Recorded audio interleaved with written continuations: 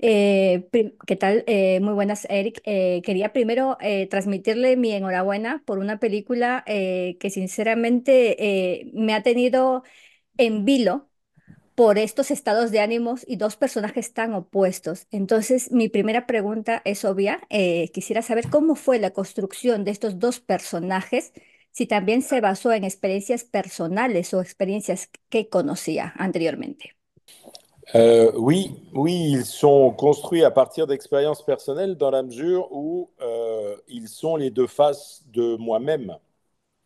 Ils sont celui qui essaye d'être efficace, celui qui essaye d'avoir du succès, de faire les choses le mieux possible, d'être reconnu, d'être entièrement dans la société, d'être intégré.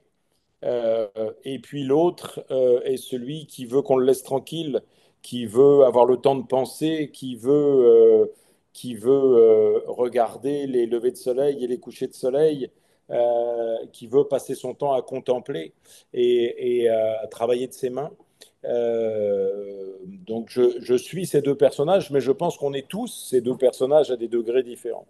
Donc les faire se rencontrer me semblait faire se rencontrer les deux faces de chacun d'entre nous.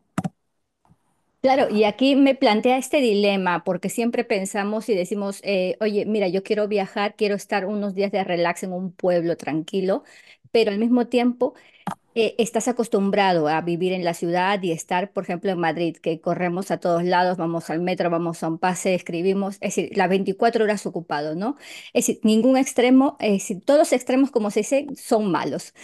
Entonces, aquí vemos un punto intermedio tal y como habla y quería preguntarle sobre ese punto intermedio, si él lo ha encontrado.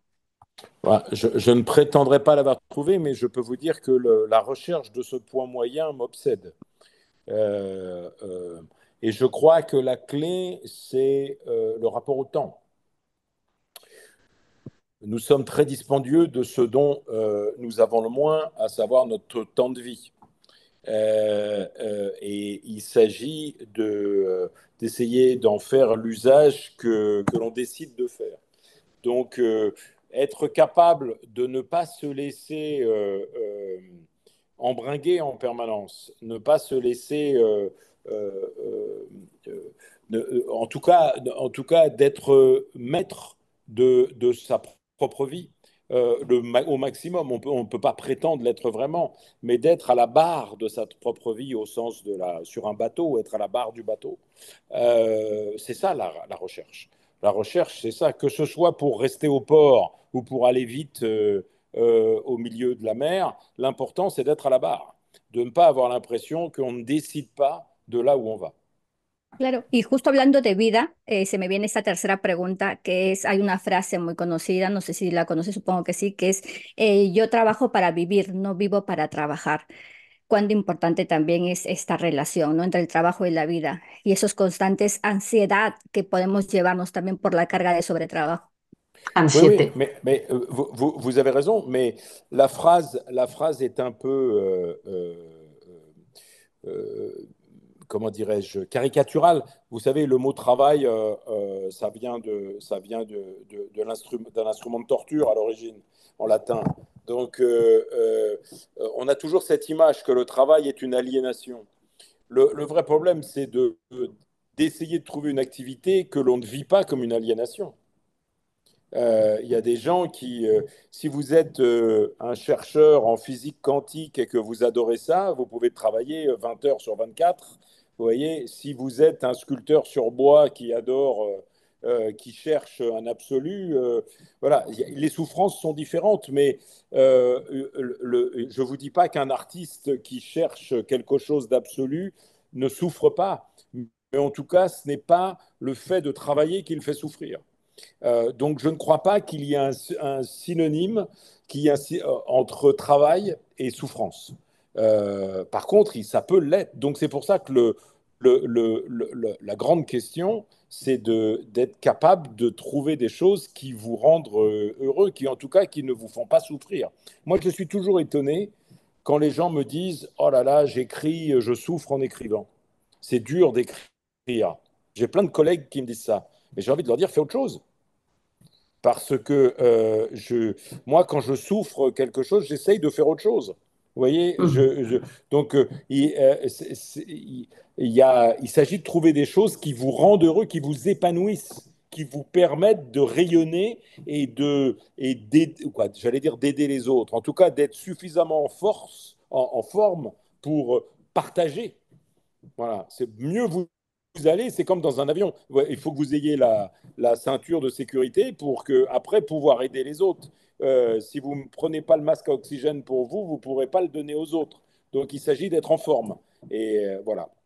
No sé si me equivoco y aquí es una pregunta porque me encantan todas sus películas, la anterior Delicioso, y muchas de ellas abarcan este tema de la vida diaria y los sentimientos y también la naturaleza, porque en Delicioso se ve cómo preparan la comida, ese ritual que hay, ¿no? Y aquí también hay como un ritual, digamos, entre ambos personajes, opuestos, claro que sí. Entonces quería saber si eso siempre predomina en sus películas, que quiere abarcar estos temas de mezclar la naturaleza siempre dentro de ellas. Ah, Oui, oui, oui. Moi, je suis français, donc je ne suis pas shintoïste, mais j'aurais pu être japonais. Je trouve que être dans ce que l'on fait, aller au Japon vous apprend beaucoup de choses sur être entièrement dans votre geste et ne pas prétendre à autre chose que ce que vous faites quand vous avez trouvé quelque chose dans lequel vous vous reconnaissez. Et ça, c'est fait avec le respect vertical des gens avant vous, ce qu'ils appellent des anciens chez les shintoïstes, quoi, des gens des générations d'avant, et aussi de ce qu'il y a autour de vous, à savoir le monde permanent qui est là et qui sera là demain. Donc, je crois en effet à l'acte de l'artisan.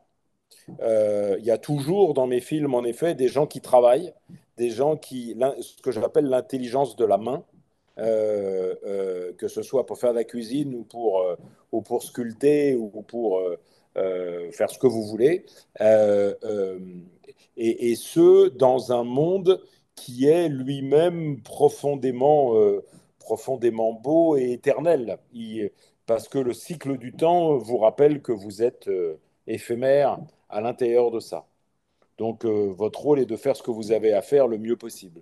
Y tras Delicioso, como venía hablando, también vuelve a repetir con este protagonista que es Gregory Boys. La siguiente película también será con él. Oui, et le prochain film, il est déjà tourné, déjà terminé. Et donc, il est avec Grégory Gadebois. Et le prochain, ce sera le quatrième de suite, ce sera aussi avec Grégory Gadebois. sí, Celui-là, je sí, ne l'ai la pas encore tourné. próxima. Madre mía, estoy esperándola ya con muchas ganas, de verdad. Me encanta mucho su filmografía. Y bueno, solamente ya dos preguntas para terminar. Quería saber si él, bueno, lleva una dilatada carrera dentro del mundo del cine. ¿Cómo ve que ha evolucionado un poco las historias que se van contando hoy en día, ¿no? Sobre todo en relación, en hablar de relaciones, como él habla mucho de las relaciones y quería saber si tiene alguna película que le haya cautivado, quizás de las últimas que ha visto con esa temática. Moi, vous savez, j'écris beaucoup dans tous les genres. J'écris beaucoup de films pour les autres. Donc, je peux écrire des comédies, des films policiers, des films pour les Américains, des films d'auteurs. J'écris dans tous les genres, mais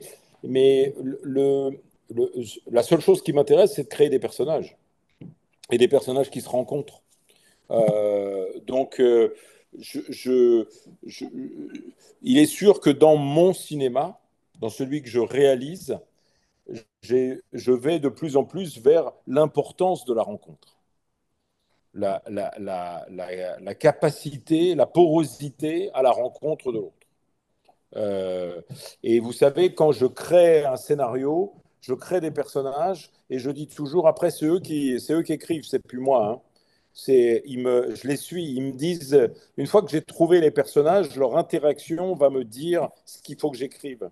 Donc, je vis avec des petits personnages qui me parlent, vous voyez, mais c'est eux qui écrivent avec moi. Donc, en effet, moi, c'est mon obsession. Euh, et de plus en plus. Y bueno, aquí viene, creo que ya me va a dar tiempo para una última pregunta y voy a tratar de hacer dos en una. Primero, saber cuánto tiempo le ha llevado realizar esta producción, ¿no? Porque estamos hablando de un reparto, siempre se rodea de grandes rostros del cine francés. lo cual me parece realmente admirable. Eso quiere decir que todos le dicen que sí a la primera, creo yo, para protagonizar sus películas. Non, non, non, c'est pas. Ce qu'il y a, c'est que j'écris beaucoup. Donc, il y a des films où on me dit non, mais c'est pas grave. J'en ai d'autres de près. Je les ai à l'usure. Je les ai à l'usure. J'écris plus vite qu'ils ne me mettent à dire non. C'est ça mon secret. Y la última es rapidísima, es solamente saber si alguna más adelante o quizás alguna de las películas que ha dirigido o que va a dirigir próximamente, ¿tiene pensado alguna temática que no haya tratado o algún tema que no ha tratado y le gustaría proyectarlo, ¿no? En el cine? Voilà, il y a plein de sujets. J'ai des dizaines de sujets que je veux traiter qui sont prêts. J'ai pas le temps d'écrire. Donc, le, le, je- là, je crois beaucoup aux vertus de l'histoire avec un grand H. Je crois beaucoup que le temps est circulaire, que l'on retrouve les mêmes situations qui sont apparues dans le passé. Donc je crois que l'histoire a comment dirais-je, des vertus pédagogiques très fortes. Dans mon cas de figure, par exemple, j'ai écrit Délicieux en me disant je voulais parler du siècle des Lumières. Et au moment où il y avait Uber Eats et Netflix, de rappeler que on avait inventé en France le restaurant et que c'était quelque chose d'important qui était lié à la rationalité et au fait de manger, de sortir ensemble, de discuter ensemble, et qu'il fallait pas l'oublier. Le film que j'ai fait après Les choses simples, c'est un film sur les premières institutrices au 19e siècle qu'on a envoyé dans les campagnes pour convaincre les paysans d'envoyer les enfants à l'école. Mais c'est pareil, c'est la République en fait. C'est qu'est-ce que la République française? Comment elle s'est construite au travers l'école? Ujú. À une époque où aujourd'hui en France, le communautarisme interpelle et on se pose la question de qu'est-ce que la République et de la laïcité.